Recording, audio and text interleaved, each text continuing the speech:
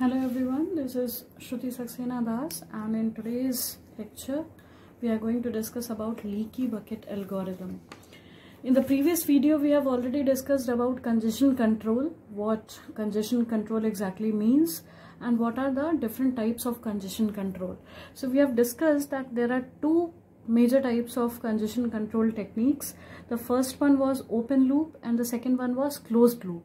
In open loop we mainly focus on preventing or avoiding congestion, whereas in case of closed loop we focus on detecting and removing it. We allow system to enter into the congested state and then we detect it and remove it. So the algorithm which we are going to discuss today, which is leaky bucket algorithm, comes under open loop category. So this is your open loop congestion control technique.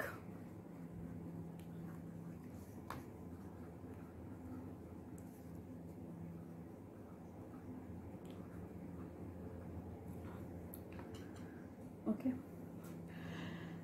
Now in this algorithm, why we call it leaky bucket? Actually, see, if suppose you have a bucket. Okay, this is a bucket in which we can store water. Now suppose if a hole is present in this bucket, then what will happen? It doesn't matter that what is the inflow rate. It can be random, but the outflow must be constant in this case. So if you are having a bucket with a hole, it doesn't matter that how this water is getting poured into the bucket. It might be random, and the outflow through this hole, water must be coming out, and this flow must be fixed. You must be having constant flow, constant outflow.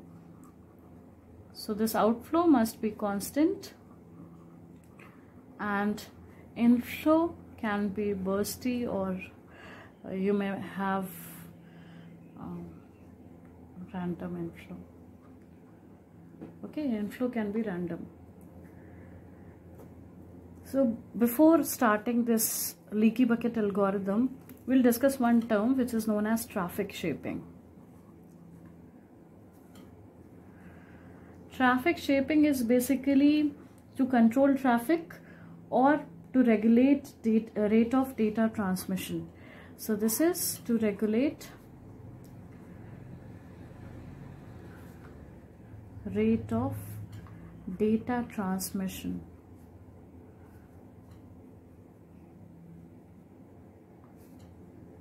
Okay, so in the last lecture we discussed congestion control. So congestion control and traffic shaping both are interrelated.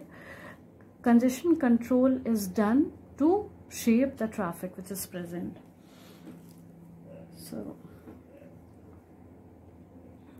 now, like this, we discussed the example of this leaky bucket in which water is kept. Now in the similar way, each network interface can contain a leaky bucket. Okay, and then we can deal with the traffic, with the traffic like this. So each network interface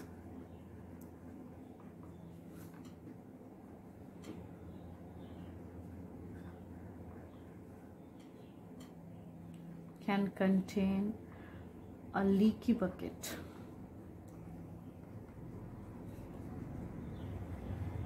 Okay, basically this leaky bucket, like here in this case, in this example, we discussed that water must be pouring inside this bucket, into this bucket. So in the leaky bucket, it takes packets and it collects those packets up to the maximum capacity. This is the maximum capacity of the bucket. So in our network interface also, we are going to take one bucket which will be having some maximum capacity, and the packets will be taken into this bucket up to the maximum limit, and the packets are released from the bucket with a fixed rate. So like here you are having water was flowing at the constant rate. Similarly in network also the packets will be released at a fixed rate. So when data is not available, leaking will stop. Okay, and if data is available, it will outflow with a fixed rate. So that will happen. So here this will be done like this. When a host wants to send packet,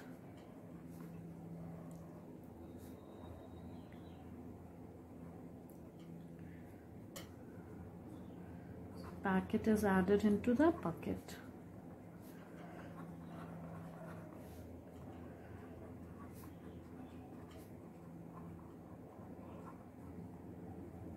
Okay. Second point is that network interface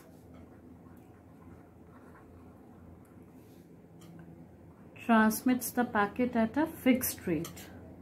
Transmits packet at a constant or fixed rate.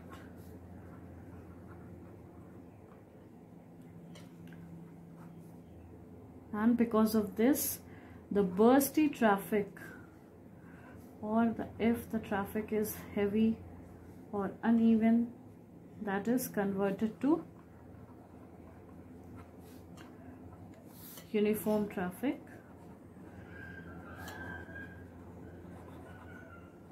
by using this leaky bucket. By the leaky bucket.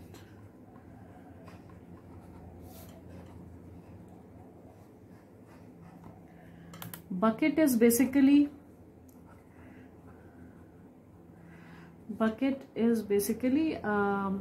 queue. It is implemented using a queue. Queue follows FIFO rule. So this one is implemented using queue, in which the output is generated, that outputs at a finite rate, that generates output at finite rate. Okay, so whenever a packet arrives, as I said, that it is implemented using a queue. Queue follows FIFO rule. It will be having some maximum capacity, and if there are empty cells which are available in the queue, then if packet arrives, then it is queued up in the queue. Otherwise, if space is not available, then packet will be discarded. So this is the scenario in this. So if any host want to send any packet, simply this packet is added into the bucket. Bucket means queue. It is implemented using queue. So it will be added in the queue, and the network interface transmits packet at a fixed rate, because we are taking this scenario that packets are added into the queue. This is implemented using queue. So in queue packets will be added. If you have space, then only packet will be added, otherwise it will be discarded. Like in this also, if suppose this is a bucket for storing water, if suppose that bucket is full, in that case extra water will be poured out. It will be loss. So likewise packets also, if this queue is full, this will be implemented using queue, and if queue is full, in that case your extra packets will be lost.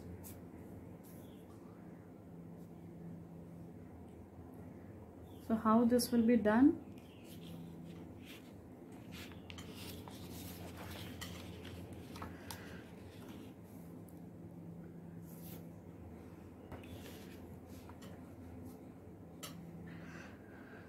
So as I said, it can be implemented using queue, which will hold packets, and if the traffic consists of if the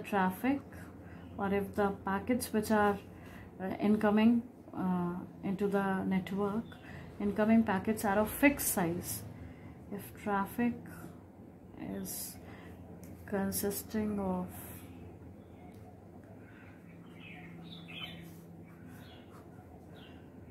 fixed size packets, then in that case what will happen? and if variable length packets are there, variable length packets are present, then what will happen? Okay, so if the traffic which is incoming consists of fixed size packets, in that case the process will remove fixed number of packets,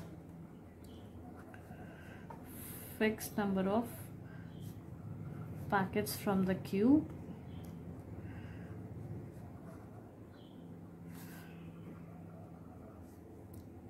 after every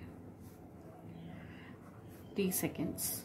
Okay, so we have to take a counter. After every t seconds it will take fixed number of packets and then reset the value. In variable length packets, what will be done? Output rate, it must be based on number of bytes. As size is not fixed in this case, packet size is not fixed. So if variable length packets are coming inside the network, in that case the output rate must be based on number of bits or bytes. Okay, so we'll do this like firstly we'll take a variable n and we'll initialize this variable, or we'll call it a counter. So we'll initialize a counter to n.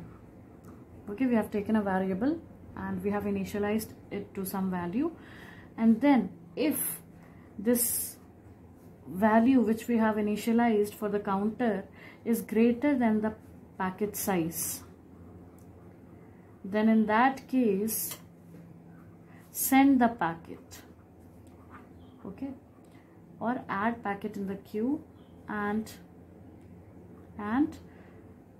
decrement the value of n by packet size. Okay, we have to repeat this procedure. Suppose this is a step 1, this is 2, so repeat 2 until the n size is becoming, the n value is becoming less than packet size, incoming packet size. Okay, and again reset the value of n and again start the procedure from 1. So this is what we have to follow for this one. Like suppose we are having a queue. This is a queue. We are having a queue, and this queue must be containing, this must be having some size, and it must be containing packets of different sizes. Suppose packet size is given like this, and we have initialized the value of n, which is a counter to 1000. Now what will happen? This is a queue and this is the head of the queue. So at a time packet will be taken, it will be compared to the size of n, and if see the steps which we have written. If the value of n is greater than the size of packet, then simply we have to send the packet and we have to decrement the value of n by packet size. So in this case, head of the queue is at 400. Head of the queue is at the packet whose size is 400. So what will happen? Here the value of n is greater than the size of packet, which is 400. So simply we'll send this packet and decrement the value of n by packet size. So it will be 1000 minus 400. So now new n value will be 600. Okay. Now the next packet is, this one is sent. The next packet is of 500. Again we will check with the value of n. N value is 600 and the packet, new packet which is to be sent, the size for that packet is 500. So again we will compare, n size is greater than 500. So again what we are going to do, we will decrement this packet size from the value of n. Now the new value of n is 100. N is 600. 600 minus 500 is 100. So in this case, new n value is 100. Now this packet is also sent. Now the next packet size is 300. In this case, when you will compare the n value with 300, now n is smaller than 300. Now see, we have to repeat step 2 until n size is becoming less than packet size. Now here we have repeated the procedure until this condition appears. Now we have to again reset the value of n and start the procedure. So now n value will again become 1000 and again procedure will start. So this will go on like this. If you are having variable size packets, then the procedure will go on like this. So this is about leaky bucket. So basically what is happening, see, suppose this is the host. Okay, this is the host machine. So traffic is coming like this. You are having light traffic, then you may have bursty traffic. So in this case, you'll be having one interface. Interface must be containing a bucket. When I'm saying bucket, that means you'll be having one queue to add all these packets, and it must be containing hole. That means that we have to output packets in such a way that it should be fixed. The output should be of fixed rate. So this will come like this. It will get regulated like this. If you are having packet something like this, it will get regulated. Okay, so I have some, okay, 4 packets.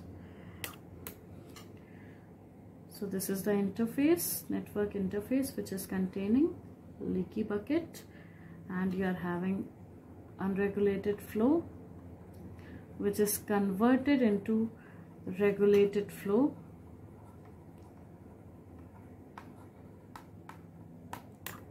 Okay, so it will happen like this. I hope you must have understood. In case of any queries, you can post it in comment section. Thank you so much.